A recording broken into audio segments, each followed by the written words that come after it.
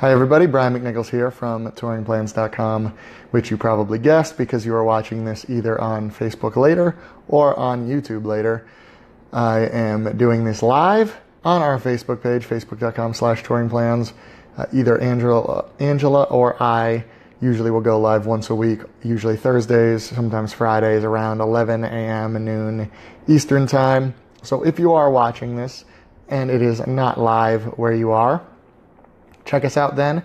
Keep an eye on our Facebook page or our Twitter account, that's @touringplans, and we will tell you all sorts of things like when we're going to be live. I'm still kind of waiting for new people to come in, so let's talk about all the new stuff that's happened this week. Last weekend was the D23 Expo. That is, D23 is the D23 is, sorry, I'm just checking to make sure I'm live and this is working because I'm not sure that it is. D23 is the official Disney fan club. And yeah, oh, it is, okay. Oh, there, now I see people watching. There for a long time, it was just showing no one was watching, so I was just checking. Thank you. So anyway, D23 is the official Disney fan club, and they do every other year they will do an expo, and this year they announced, I don't know, 1 million things that are coming to the Disney parks, both Walt Disney World got most of it, Epcot actually got a lot of it, and I'm sure I will talk about that. Sorry, I'm having a lot of issues here with my comment stream. Hi Rose. Yes, I know. Honestly, I would probably do them earlier in the day. Rose points out that we should do these later in the day because she is in Los Angeles, and I would actually do these a little bit earlier in the day, except that I don't like to do them before 11 because my time, I'm on the East Coast, because anybody on the West Coast won't watch them then. But yeah, usually we try to do them at noon or later for that. I can't do it in the afternoon. Summer is real hard for me because of my kids being around. That is why I am in this room instead of my office, because it is much easier to keep them quiet if they are playing with my computer in my office than if they are right here. So I do not know why I cannot see any of the comments on this post except for on my phone, which is going to get real annoying real fast. So you might have to bear with me. I will just throw the computer aside then and just have to kind of poke at my phone. I'll try not to do it right into the camera. Let's see. Speaking of the stuff that was announced, 2 of the new attractions that are coming are in place of current attractions. Great Movie Ride and Ellen's Energy Adventure are both closing August 13th. I see Maureen asked the question whether if there's any chance the announced closures will be extended. I doubt it, unfortunately, because we were really surprised that they are closing so soon, because we had heard, Ellen's had been rumored forever. We didn't hear anything really substantial about that beforehand. Great Movie Ride, we had heard a couple days before the expo that it was definitely closing. We had heard just sometime before, like summer of 2018, and then they announce it and it's closing in like 3 weeks. So that's kind of, it stinks for people who wanted to ride those attractions again, because, sorry, I'm trying not to shake my little monopod here. But because it's happening so soon, it kind of makes me think like that they're not going to extend it, because if they probably already have, construction people, demolition people, whatever they need scheduled by now. I don't think it's going to be extended. It's possible. It's always possible. But I'm not sure. Let's see. Trini, I believe. I'm sorry. I'm trying not to get real close to the camera, but it's that's why I use the computer. Even with the glasses, reading the comments on here is tough. Trini, are the Pandora lines still hours long? She asks. Yeah, kind of. They're calming down a little bit, but I mean, we're talking a little bit being, instead of a 3-hour line, it's now like a 2.5-hour line for Flight of Passage, things like that. People are still getting there, as far as we know, in the morning at like 6:30 for an 8 a.m. opening, sometimes 6:30 for a 9 a.m. opening. People are going insane to get there really early in the morning. I'm actually going to be in Disney World in a few weeks, towards the end of August, and it'll be my first time seeing Pandora, and I'm not even really sure what to do because I'm not staying on property, so I couldn't get my fast passes 60 days in advance, only 30, and that started to come up, and I can't really get any morning morning Pandora fast passes. So I might just not go to Animal Kingdom in the morning because I do not want to deal with fighting all those crowds. Let's see. Who is this? Lissa asked if we were going to be updating our Disneyland touring plans now that the digital Fast Pass and Max Pass have arrived. We're still kind of figuring out exactly how it's going to affect the people's plans. We're trying to. It looks like they're not really adding Fast Pass capacity necessarily, meaning that the same number of Fast Passes that were given out for Space Mountain before are still being given out. Just some of them are being given out digitally and some of them are being given out on paper. We're not sure if that's true or not, though. That makes a difference. It also kind of depends how many people are going to use Max Pass. You do have to pay $10 a day to be able to make the Fast Passes on your phone. So if that ends up being not particularly popular, like say even a couple thousand a day use it, that might not necessarily sway anything. We will definitely implement it somewhat into the touring plans, if for no other reason than walking times, because obviously if you can just make your Space Mountain Fast Pass on your phone, you don't have to walk all the way over to Space Mountain and back and do the Fast Pass runner stuff like you always did before. So it will be there. It will be there very soon if it's not already. I know our statisticians have been working on the plan for that, so it will be there. Let's see. Sharon asked, they're thinking of going to Walt Disney World the first week of March. Why does it seem it will be busier than it should at that time? Actually, that's funny. One of our statisticians, Steve Bloom, is going to be doing a blog post fairly soon about spring break of 2018, because he's noticed spring break Easter, I should say, is a little earlier next year. It is April 1st, I believe, April Fool's Day Easter.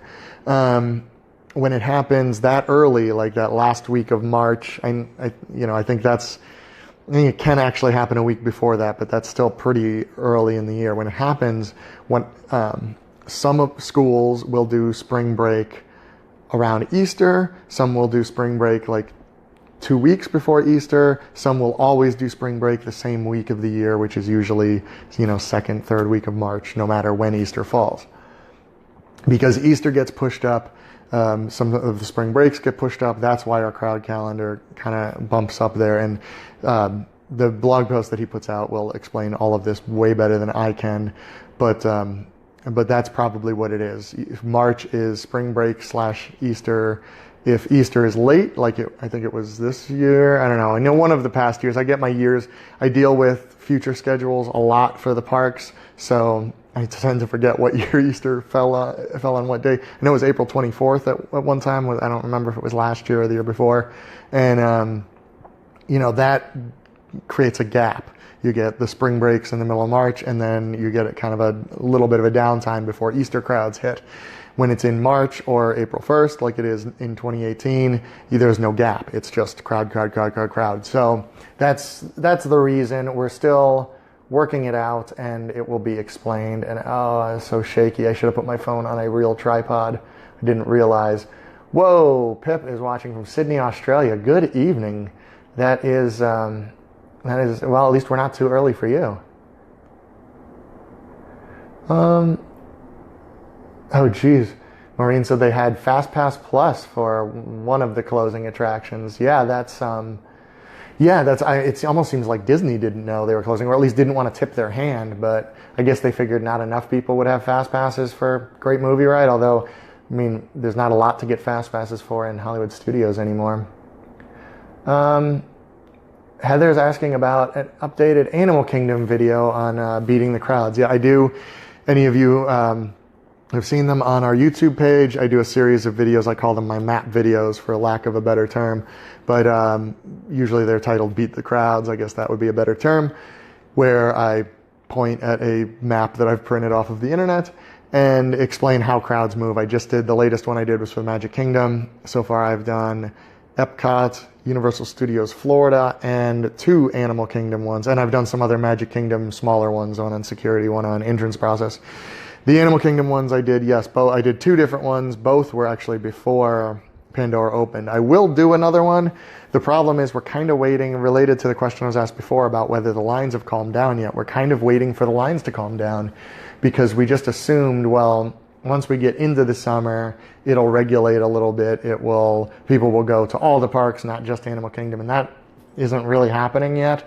So presumably by the end of August, it will regulate some as kids start going back to school.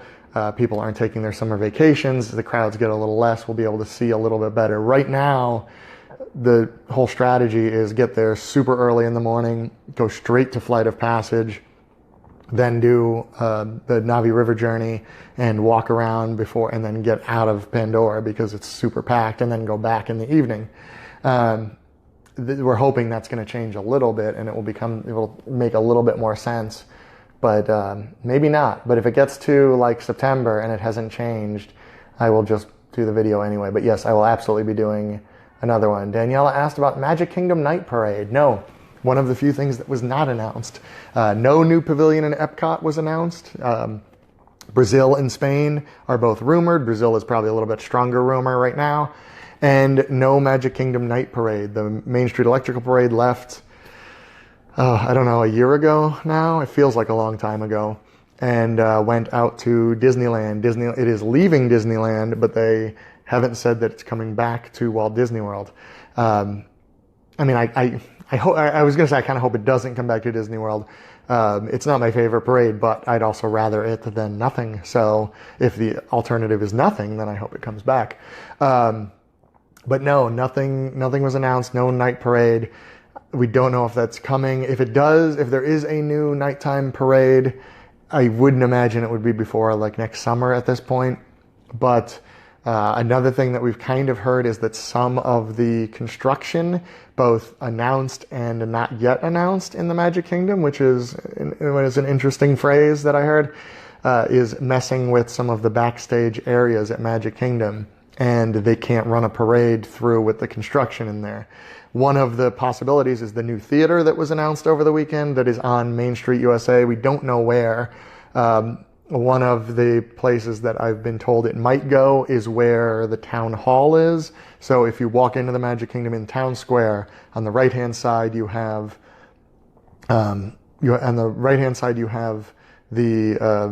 the Mickey's Town Square Theater, Tony's Town Square. On the other side is the City Hall, Town Hall, and like the fire station it's possible the new theater that was announced, and this is going to be a big theater, like one that would hold like the Aladdin or Frozen shows that are in California Adventure, like Broadway style shows.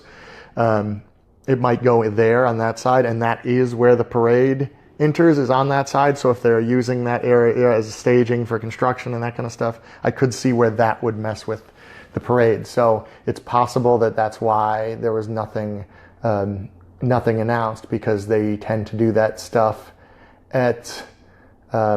in the evening, because obviously Disney doesn't want too much construction going on during the day. They're moving the Festival of Fantasy, the day parade. It is moving from 3 p.m. to 2 p.m. starting August 20th.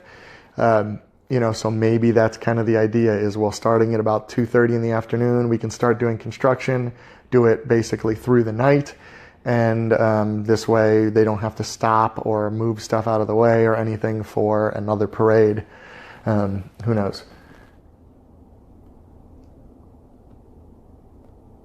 Let's see. Debbie says she's hearing the best strategy for Flight of Passage is to grab a fast pass around early afternoon, be there at rope drop, that's the park opening, and do everything else first. That is certainly a good strategy. That is definitely one of the things that we are recommending. If you can't, it's still technically better to get the Flight of Passage fast pass for early, for like 9 a.m. And then you go in, or whenever the park opens, go in, do River Journey first then, because most people go to Flight of Passage. Then when you're done there, use your fast pass for Flight of Passage. But if you can't get one, like I can't, then yes, go the other, because, and this is one of the things I talk about in the map video, so I won't go over it in too much detail right now, but the places people go are number one, first and foremost, Pandora. Then some still will go to Kilimanjaro safaris in Africa, and some will still go to Expedition Everest, basically in that order. Africa and Pandora are on the same side of the park, so that means the other side of the park isn't very busy. If you go into Dino Land as soon as the park opens, there's not going to be a lot of people in there. If you really like Dinosaur, Primeval Whirl, Triceratops Spin, my kids still enjoy, you can get all those done with probably no wait or a couple of minutes at most. And, so if you have fast passes for, say, I know one of the days I'm doing Animal Kingdom, we have fast passes like mid-morning for Expedition Everest and like early afternoon for Kilimanjaro Safari, and Navi River Journey was the one I could get. So that's kind of the plan. We're going to do Dino Land, use our fast pass for Expedition Everest, our fast pass for Kilimanjaro Safari, our fast pass for Navi River Journey, and then we'll just kind of see. We might just not ride Flight of Passage that day, honestly.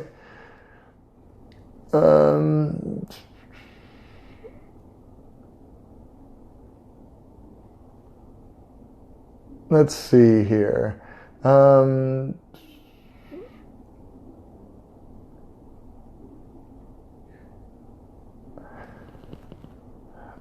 Sorry, I really don't like scrolling through these on my phone, partially because I'm so slow at it, and it creates a lot of dead space. Let's see, Laura says she is visiting in December. Hollywood Studios has closing hours at 6 p.m. On December 16th. That is most likely a special event. Anytime hours are earlier than 8 p.m., it is almost always a special event. If it's the Magic Kingdom, all those 7 p.m. closings are parties, either Mickey's Not So Scary Halloween Party or Mickey's Very Merry Christmas Party or something else. When they used to do Night of Joy there, that was at 7 p.m. For Mickey's Very Merry Christmas Party, actually, this year they're closing at 6 p.m. instead of 7, sort of technically. The park itself won't actually close for that hour. It's just a way that they can try to get the day guests out of the park before the party starts at 7, because people like to linger around and kind of enjoy the atmosphere of the parties, even though they didn't pay for it. You can't go on any rides or anything like that, but you can take that nice slow walk out of the park or get a dining reservation for like 5 minutes before the party starts, and you can't do that now with the park closing at 6. You have to get a reservation before 6. So they're thinking that people will actually be out of there by 7. So, but every other park, if you see it close early, every once in a while you'll see a 4 p.m. closing or a 6 p.m. closing. Those are special events, either for a corporate event for some company that has a lot of money that can buy out the park for the evening, or sometimes it's a special Disney event for their cast members or, DVC owners, something like that. They'll do every once in a while. Those can get canceled, so, keep an eye on that. It might get extended, but that's what it is. And let's see. Lincoln asked if we will ever update the touring plans to include the express bus drop-off as an entrance. I don't know for sure yet. We've talked about it. Right now, we're kind of waiting to see if the express bus becomes permanent. It's still kind of in a weird extended temporary phase. We've heard it hasn't gotten a lot of interest, but it's enough to keep it going for now. So they, if they keep it around and it lasts for a while, we might be able to do that. Right now, what I've been recommending to people actually is to create a fake dining nearby. So, for instance, in Hollywood studios, the pickup and drop off is near Rock and Roller Coaster.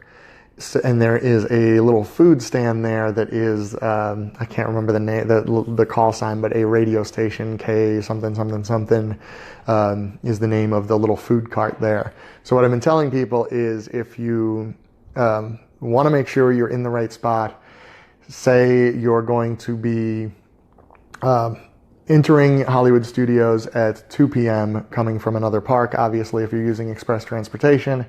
So then at 1:45, create a fake dining. Say you're going to get into Hollywood Studios at 1:45, create a fake dining for 2 p.m. at that food cart, and then everything else after that. So it will it'll have you in the right place. You will start in the right place. It will adjust everything else around that. But right now, no, you can't place it as an entrance.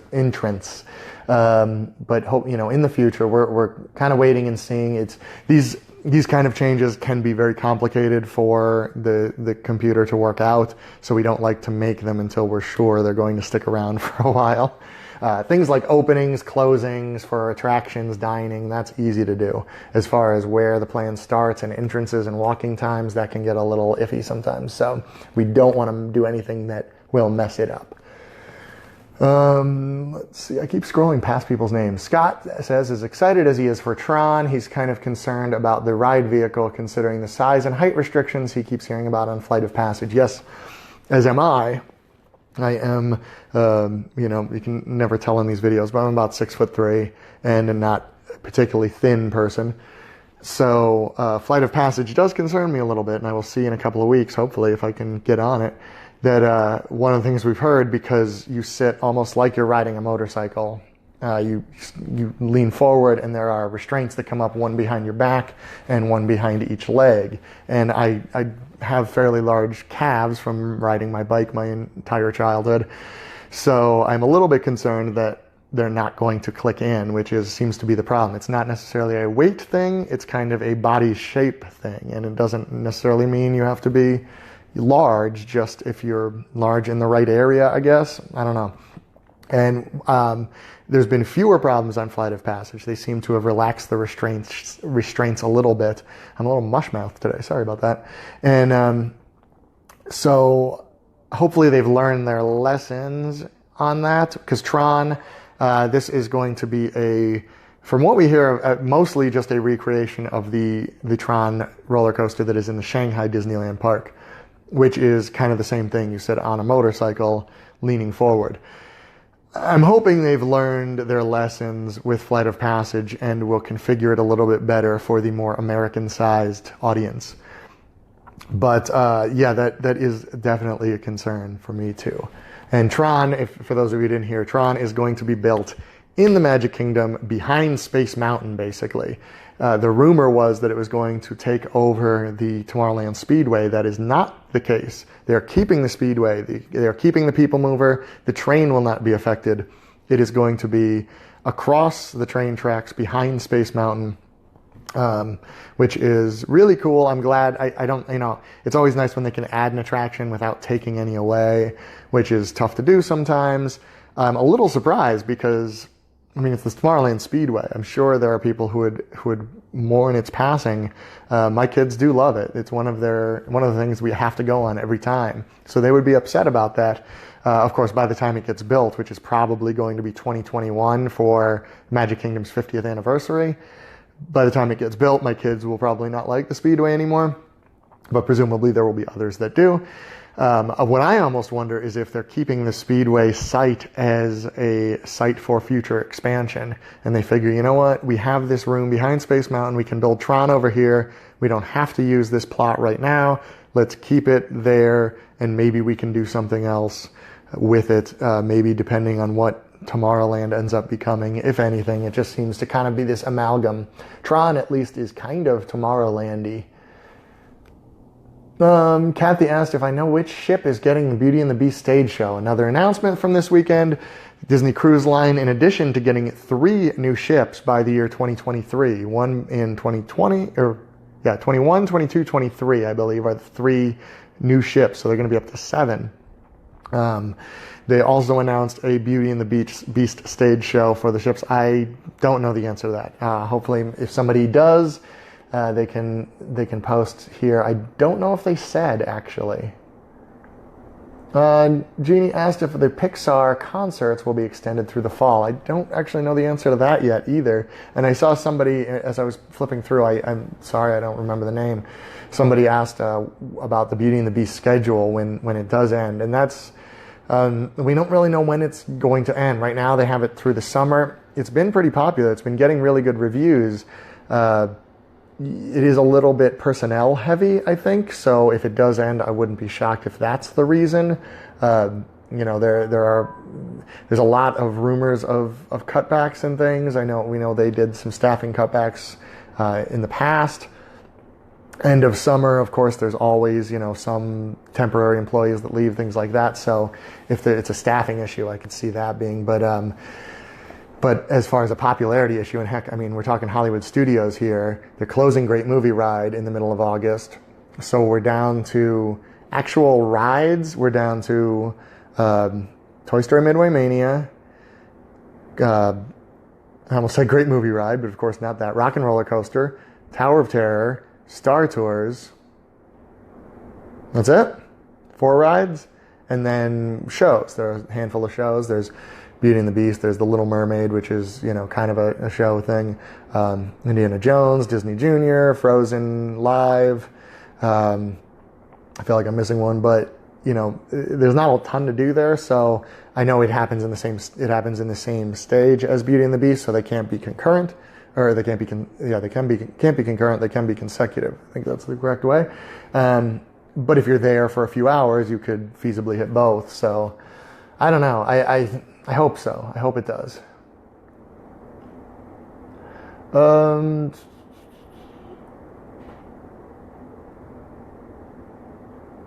Let's see. Kathy asks, how do I think Snow White's Mine Train would be for a non-roller coaster person? I think probably pretty good.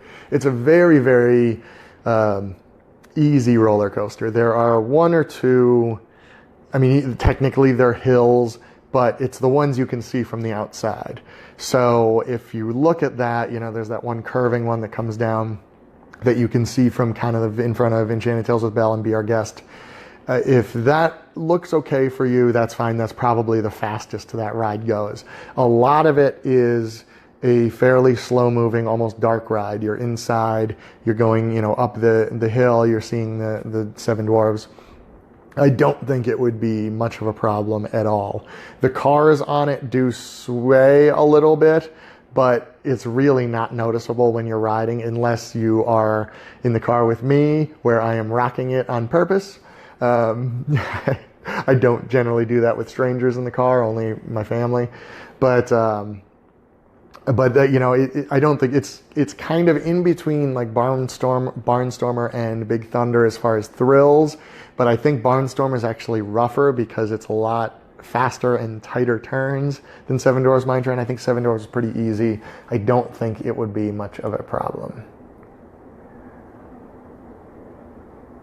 Let's see. Stacy says they are Disney bound in March of 2018. She doubts it, but do we expect any of the new stuff to be there by then? I highly doubt it. There's a Mission Space is getting some new movies, like film, whatever they call them, Mission Space in Epcot. There are 2 sides to it. The orange side, you are sitting basically in a centrifuge, and it simulates takeoff and space flight. And I did it one time, and there was a lot of projectile. You don't need to know. I've done the green side since then. The green side is the same ride, no spinning. They're changing both sides. The orange side is getting a slightly new mission to it. The green side is getting a completely new thing, so it will not be the same as the orange anymore. It's supposed to be a little more simulator-like without the motion sickness. I think they described it as almost Soren-esque, although the screens are like this big in mission space, so unless that changes, I don't... that is supposed to happen within the next couple of months. The mission space was supposed to open, it's under refurb right now. It was supposed to reopen the end of July. They pushed that back, and now it's not showing on the schedule until October 1st. But Disney Parks blog put up a post, I think just Tuesday, saying that it will reopen in August. So that will be there. And that is, technically a new thing. Other than that, I don't think so. I was actually looking yesterday, the news video I do on YouTube every Wednesday. I actually did 2 this week. One Monday talking. So if you haven't heard all the new stuff that was announced over the weekend, go to our YouTube page after this, of course, and look at my news video from Monday, just called All the New Stuff. And it's 15 minutes long. That's how much new stuff, and I fly through it as much as I can. There's a lot of new stuff. And then yesterday, I did another news, and I was going to actually talk about the new stuff, but I ran out of time. But I was looking at the construction for a ride redo, which is what Great Movie Ride is getting. They're just kind of gutting it. I don't know if they're using some of the same track. I really don't know details, but they're using the structure of the building and just putting a new attraction in. Guardians of the Galaxy going into Ellen's Energy Adventure is not exactly like that, because they are building a secondary building behind it, so that will likely take longer. But I looked at Maelstrom becoming Frozen and the Seas becoming the Seas with Nemo and Friends, both of which were existing structures, new attractions. The Nemo ride, now this was about 10 years ago. Nemo ride took 15 months. The Frozen ride took 20 months. This is from closing of previous ride to opening of new ride, not counting soft openings. So maybe it wasn't quite that long. Frozen was. We know they basically soft opened on the day they were supposed to real open because it wasn't quite ready. Nemo, I don't remember. I wasn't working for touring plans or paying nearly as much attention to Disney parks at that time. But so if you're looking at that 15 to 20 month range, we're looking at that Mickey and Minnie's runaway train, I don't remember the full name, that is going into where Great Movie Ride is. We're looking at that maybe fall of next year into spring of 2019 is my guess. If they can open it by summer of next year, I'm sure they would love to, because Toy Story Land is opening in summer of 2018. We don't know dates on that. I doubt that will be open by March either. If they're saying summer, I'm thinking Memorial Day is the early target, and summer goes until mid-September. So I'm sure if it doesn't open until September, they can say, hey, we told you summer. But I'm sure they would love to open Mickey's in the summer, but that's, man. Laura says her husband is 6'3", 215, and he was fine. I outweigh him by a little bit, but that's good to know. Good. Let's see. Oh, there, Dawn answered the Beauty and the Beast is on the Dream, the Disney Cruise Line, the Dream, and it begins in November. Thank you very much, Dawn. And Rose, thank you.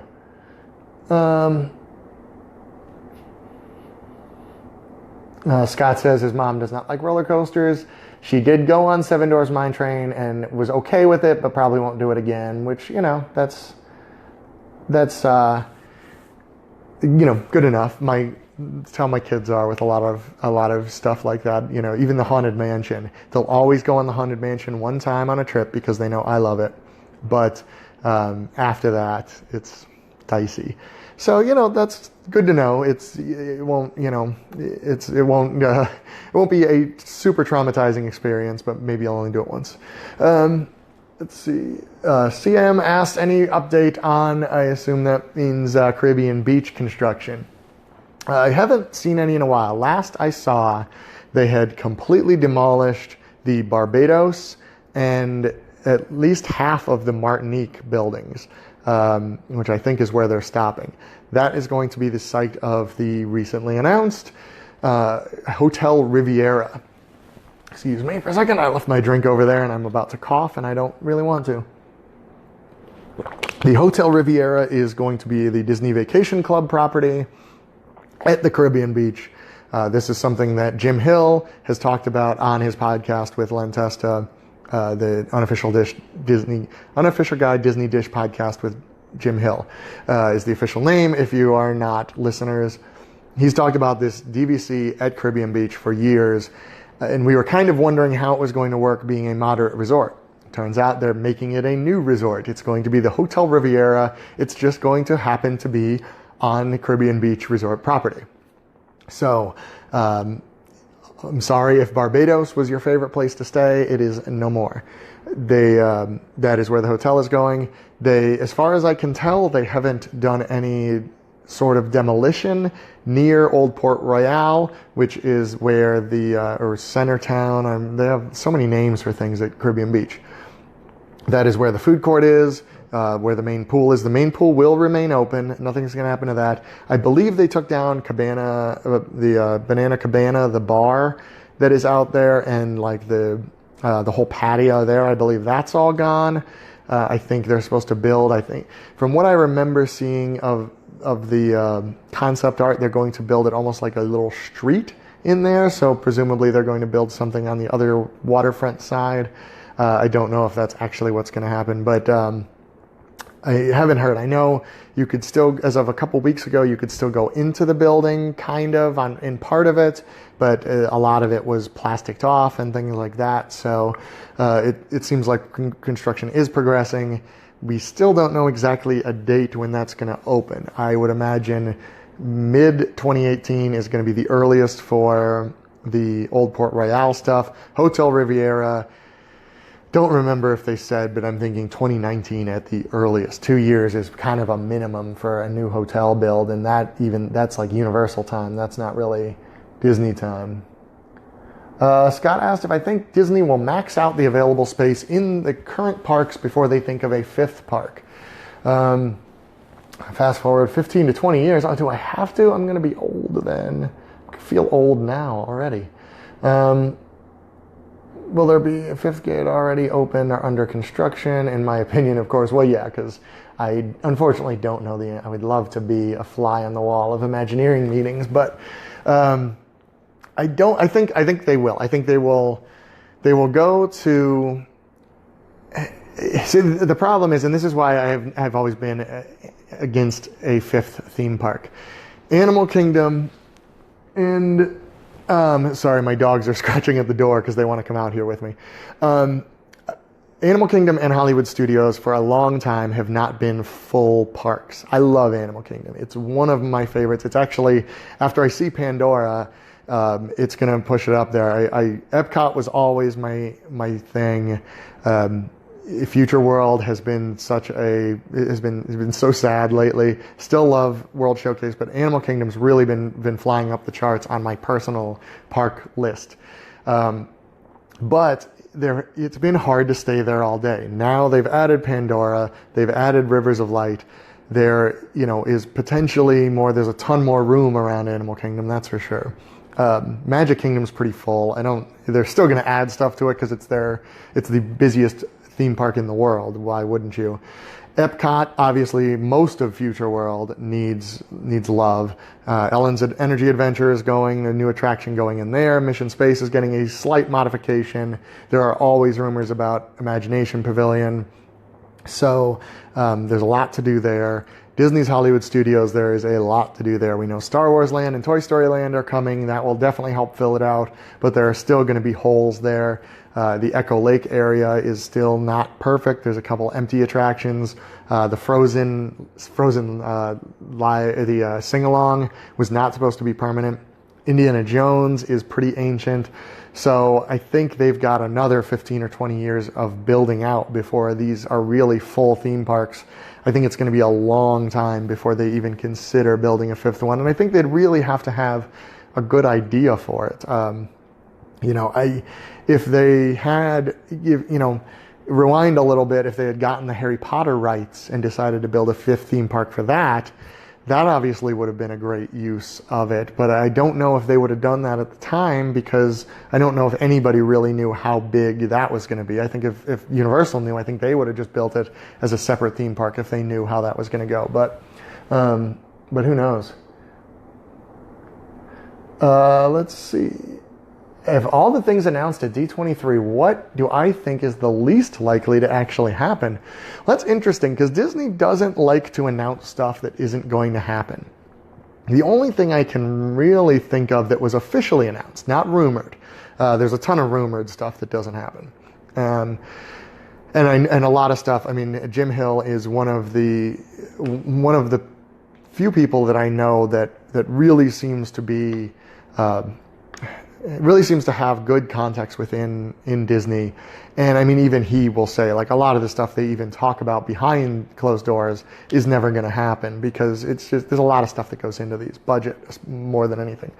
But when they officially announce it at events like D23, I mean, that is for Disney to go back on it. I can think of what was it, Hyperion Wharf, was that what it was called? The old, before it was Disney Springs, Downtown Disney and Pleasure Island specifically was going to be Hyperion something. And that was announced, and then it just died. It went nowhere, and it eventually turned into Disney Springs. But the only thing, I mean, my instinct is they showed a picture of that you cannot find officially online other than in screenshots from the event. They showed a picture of Epcot, what they wanted to do to the entrance and the area behind Spaceship Earth, where Interventions is now, which will be going bye-bye. And it had all these nice, walkways with plants, which Epcot desperately needs plants in Future World. And it even looks like it showed walkways kind of across World Showcase Lagoon, which is a very strange thing. But it's really hard to tell because, like I said, it's hard to find pictures. But they even admitted that was blue sky, which is their term for we don't have a budget yet. Everything else, I think, will probably happen. I mean, Tron and Guardians of the Galaxy. Guardians of the Galaxy, I think, because that's starting pretty soon. Tron, I could see if they find a property that maybe they would like better, but I don't know. That's the one that's probably the farthest off, is Tron, so I guess I would answer that one. Height requirement for Slinky Dog. Slinky Dog is one of the new child-friendly roller coaster that is going into Toy Story Land. Then my guess is Barnstormer is 35, I think, inches, 35, 36 in that range. Seven Dwarfs Mine Train, I believe, is 38 inches. A lot of attraction, 40 inches is the big one. If you have kids under 40 inches, that 40 inches is the goal, because at 40 you can ride, Big Thunder Mountain, Space Mountain, Splash Mountain, Tower of Terror if they want to, Star Tours. There's a bunch of them. And then I think 44 is Expedition Everest, 48 is Rock and Roller Coaster, and Primeval Whirl for some reason. So I think it's Slinky Dog, I'm guessing, is going to be in that 35 to 38 range. I'm thinking, looking at it, it's more like Barnstormer, probably going to be a 35 or 36, but I don't think they've said that. Jenny is going to Disney World in a week. Awesome. I'm going in like 3 weeks. Let's see.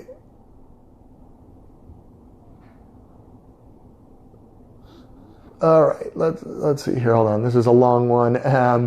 Isabel asked if she has a Pirate League appointment on Halloween party night and wanted the Captain Hook makeover and couldn't really get the answer of sizes. I will say we did the Pirates League with both my son and daughter a few years ago. If you search for it on blog.touringplans.com, I wrote a blog about it. And we brought our own costumes. I just didn't really think it was worth it to pay for their pirate costume. And my daughter did the mermaid thing. They put this really cool, like, flaky, shiny makeup around the eyes. And we found her like a mermaid costume, like, that you could walk in still. And we brought both of those costumes We changed them before, like when we first got there, when we checked in, they have a room in the back where you can go change. They were perfectly fine with it. Nobody said a word, didn't matter. So I would, if you're concerned at all about sizing of the costume, I would definitely recommend, just the dogs are getting very annoying now, I would definitely recommend just buying it in advance and bringing it with you. That worked out great for us.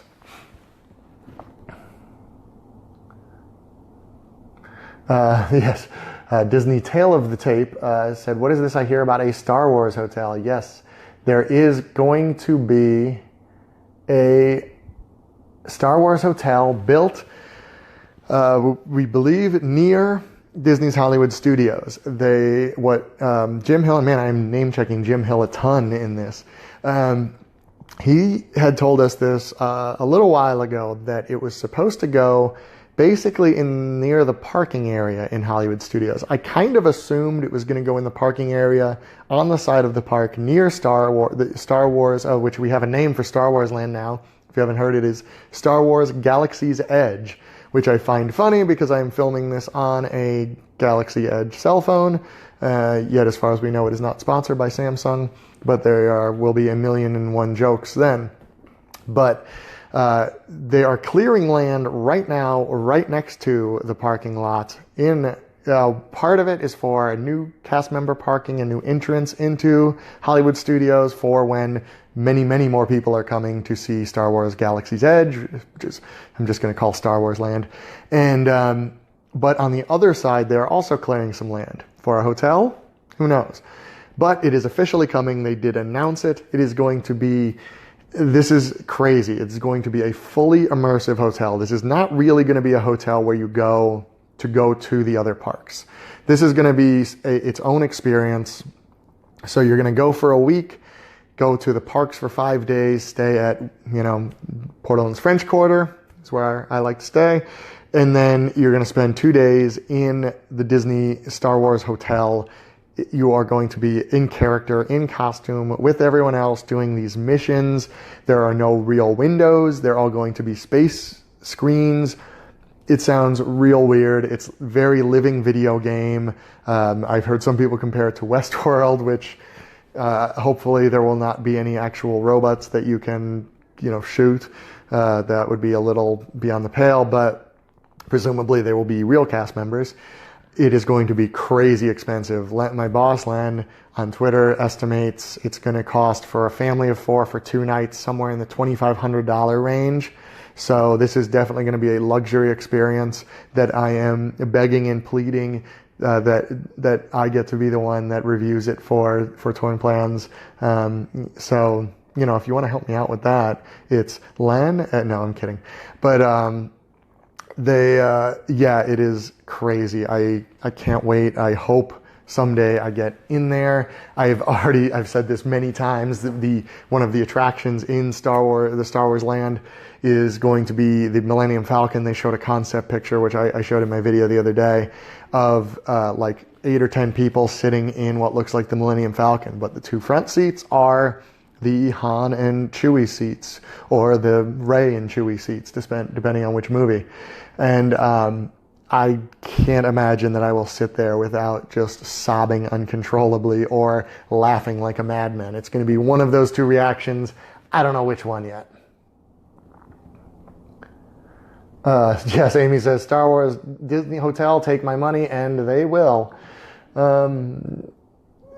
Jenny says, do we know whether they're keeping the Chinese theater exterior of the Great Movie Ride when it is updated to the Mickey Railroad Ride? They haven't said.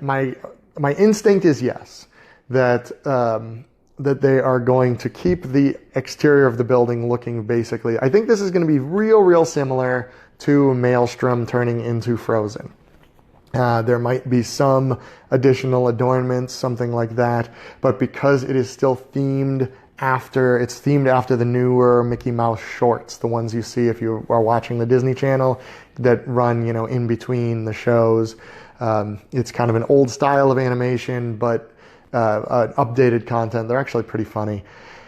It's still going to be kind of where I think you're jumping into the shorts themselves is kind of what I've heard. So if that's the case, it's still kind of movie themed. It would still kind of fit.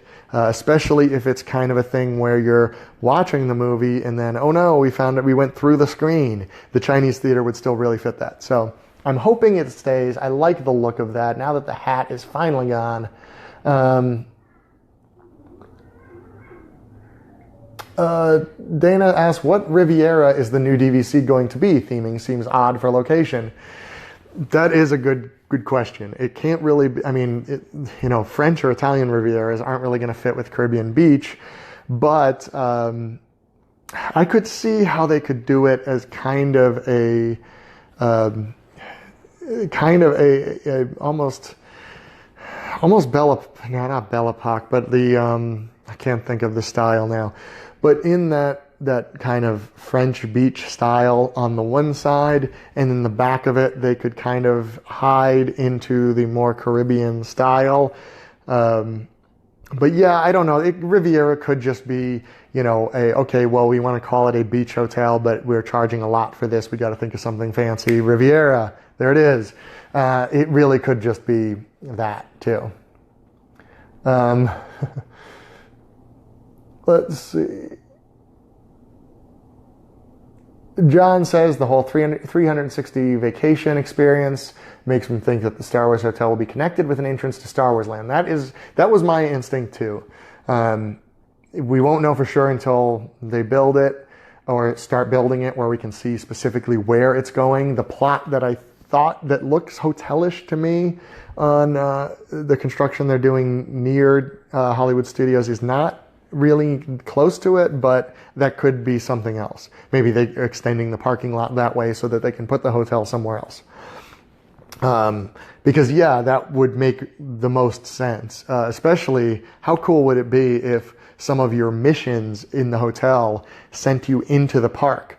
Okay, you have to go to the cantina, which is going to be built in Star Wars Galaxy's Edge. You have to go to the cantina and find, this person, they have these plans we've been looking for, and, that kind of thing. And you actually have to go in and find this other cast member that's hanging out there. I mean, that kind of stuff would be super, super cool.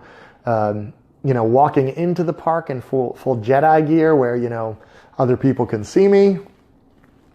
That I don't know about. I mean, I would do it. My kids would be mortified, which is probably why I would do it. Mary asked if the All-Star Resorts will receive the same room updates as Pop Century. Pop Century very recently has been upgrading all of their rooms. Last I heard, the 90s are completely done. I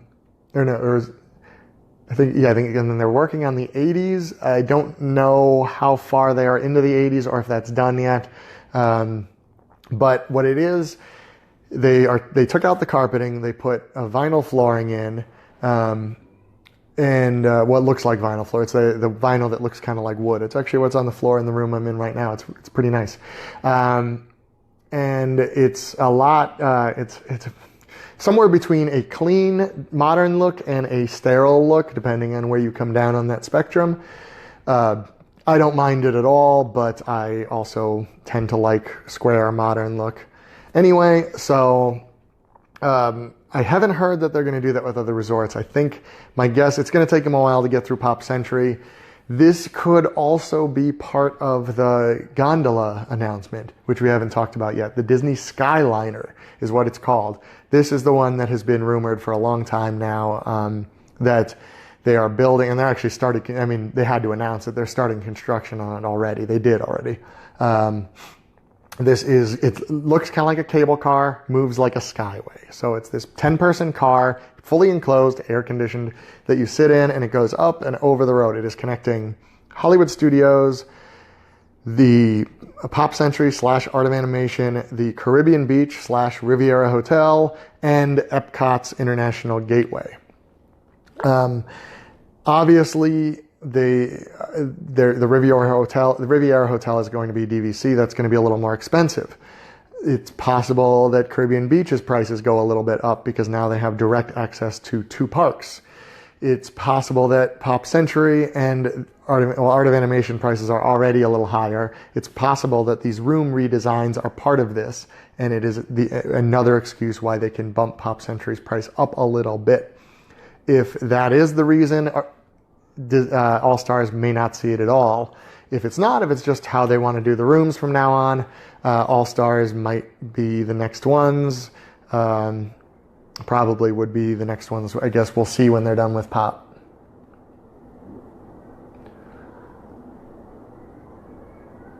Let's see. Lissa asks, what type of ride is Guardians of the Galaxy going to be? A roller coaster? Most likely.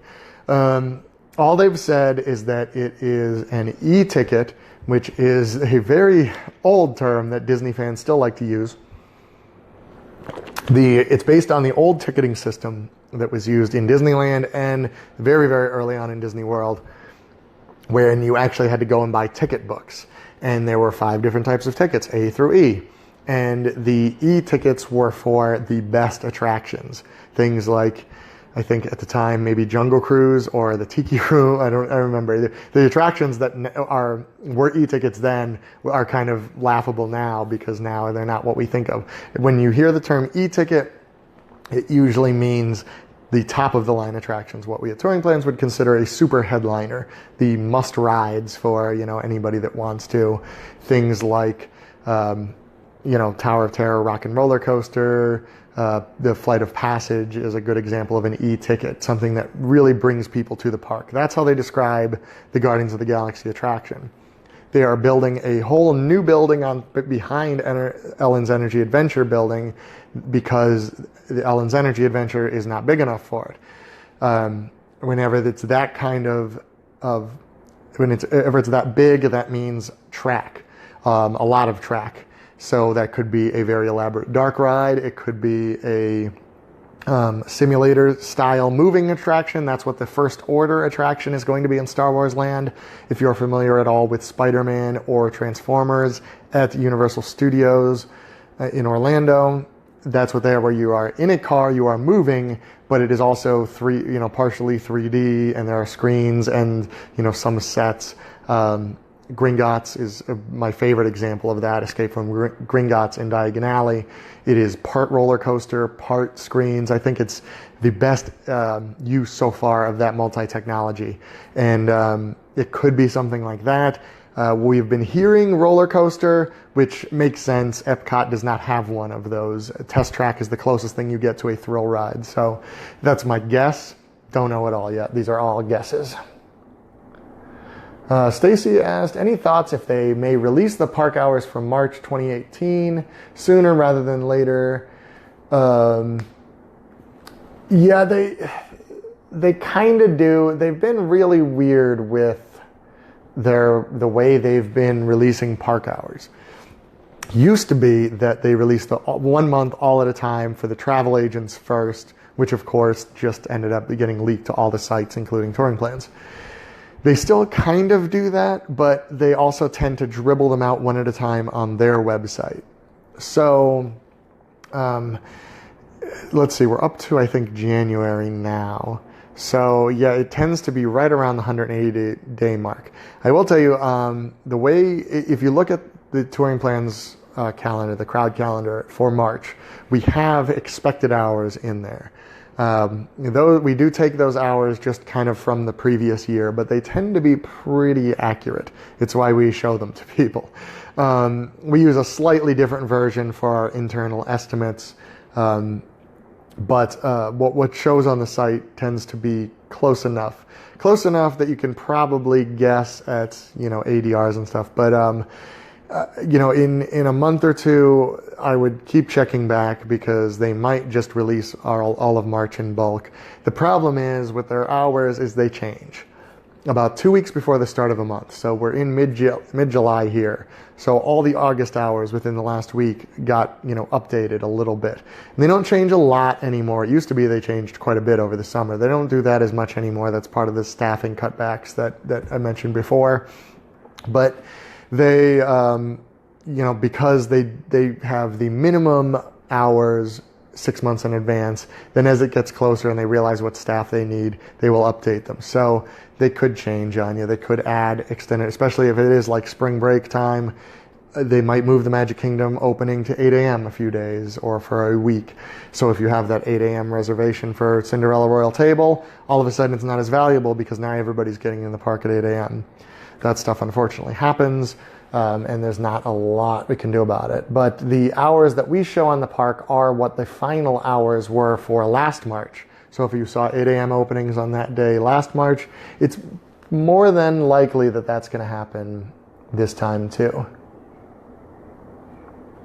Dana says, our room and hotel category is changing with all the changes in hotel. She believes it is inevitable, and I agree. I think they are going to, I wouldn't be surprised if they either dropped their current system of value, moderate, deluxe, villa. Are there categories right now, but within those categories there's a lot of variation. Some deluxe resorts are cheaper than others. Wilderness Lodge and the Animal Kingdom Lodge base rooms are cheaper than other deluxe resorts because they're not within walking distance of a park for the most part.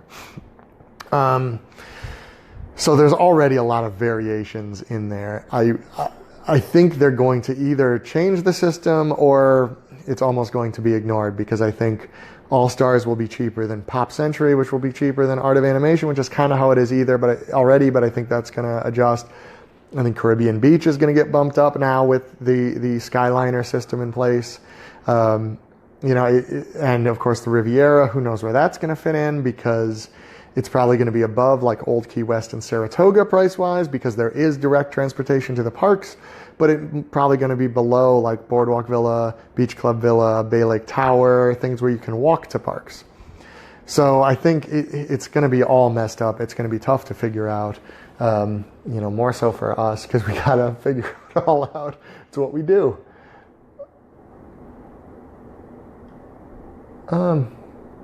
Oh, Sharon, you are watching this from Pop Century. Oh, man. Why? Go to the park. Go to the pool. Do something else. Don't watch me sitting in Pennsylvania watching a fire on the mountain. Oh, it's mostly out now. Now it's white. You can't see it because it's the glare. But the mountain behind me, there was like a pretty serious fire over there before. There's tons of fire trucks. It's all white smoke now, though. Let's see. Elizabeth asked, when will the extended hours and events for late December show up? The hours will show up like mid-November, maybe earlier, depending on when they get those events in. Mickey's Very Merry Christmas Party, we already know when that one is. As far as it was just announced that Jingle Bell, Jingle Bam is going to come back to Hollywood Studios again. That was there last year. So as they figure out the timing for all this stuff, but I wouldn't expect any December stuff until probably October at the earliest, between like beginning of October, mid-November. That's going to be your range, I think, for seeing that stuff. Oh, everybody's in PA. Hi, Laura and Mary. Yes, it is. Right now it is almost noon. It is my thermometer that I have sitting here. It says it's 83 degrees outside. This is our sunroom. I turned the air conditioning on in here because my neighbors over there are getting a pool. I can't wait. But the construction was very loud. So, and my kids are allowed inside. So here I am. But it seems to be working pretty well. This room gets a little echoey, but I have that I just talked right into. I have my lapel mic on, so it's not too bad. But I think I'm going to cut it off. I'm a little over an hour here. If I go any longer, I get real hoarse and, people start abandoning me. I'm kidding. You guys are the best. I love doing these. You guys always have the best questions, and there's so much to talk about this week. It'll be Angela's turn next week. I'll be back in 2 weeks. The last 2 weeks of August, basically, I will be in Disney World. So I will be doing some live stuff from there. I'll be shooting a lot of videos. If you haven't seen my videos on YouTube, go watch them. I enjoy doing them, and I would like to keep doing them. And the more people that watch them, the more I get to do. So thank you all. I love you.